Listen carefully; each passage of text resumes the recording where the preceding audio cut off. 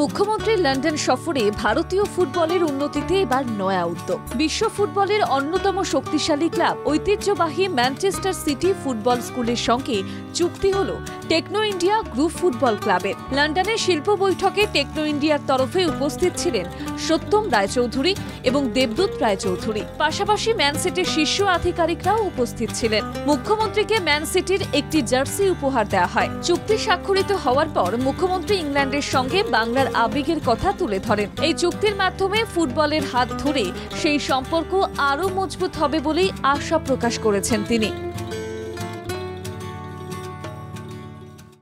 So I'm happy that it is our proud privilege that Manchester City Football Club, they have signed this with Shatam, Rishi and other group to start one sports school there. Really it will be very good one for the beginning. Manchester city academy অনেকগুলি football school খুলেছে বিশ্বের বিভিন্ন জায়গায়। 3 থেকে 17 বছর বয়সীদের এই একাডেমিতে নেওয়া হয়। ম্যানচেস্টার সিটি একাডেমির এতদিন কোনো শাখা ছিল না ভারতে। প্রথমে শাখা খোলে সুইজারল্যান্ডে, তারপর এশিয়াতে দুবাই ও ভিয়েতনামের জাকার্তায় শাখা খুলে তারা। এবার ম্যানচেস্টার সিটি একাডেমি গাঁটছড়া বাঁধল টেকনো ইন্ডিয়ার সঙ্গে। ব্রিটেনের অন্যতম ঐতিহ্যশালী এই ক্লাব এবার স্পোর্টস স্কুল খুলতে চলেছে কলকাতায়। মঙ্গলবার লন্ডনে চুক্তি স্বাক্ষরিত হলো দুই পক্ষের। কলকাতায় স্কুল তৈরি হওয়ার পর এখানকার শিক্ষার্থীদের ট্রেনিং দিতে আসবেন ম্যান সিটির বিশেষজ্ঞ কোচরা।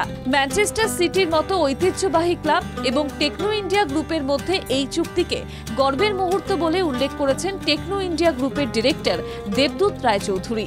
তার কথায় এই চুক্তি অত্যন্ত গর্বের।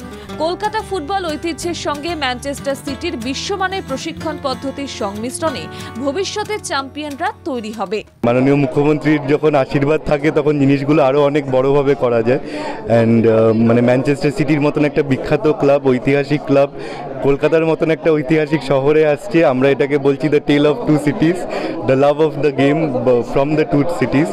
তো আমরা আশা করছি যে এটা অনেক বড় হবে, আর সবথেকে বড় হবে যে যদি আমরা অনেকগুলো বাচ্চাদের অ্যাকচুয়ালি ওই জায়গাটা করে দিতে পারি যেখানে কোনো একদিন ওরাও হয়তো ম্যানচেস্টার সিটির জামা পরে ওয়েম্বলি স্টেডিয়ামে আমাদের বাংলার হয়ে খেলবে। তো আমরা এটাই মানে ওয়েট করছি এটার জন্য।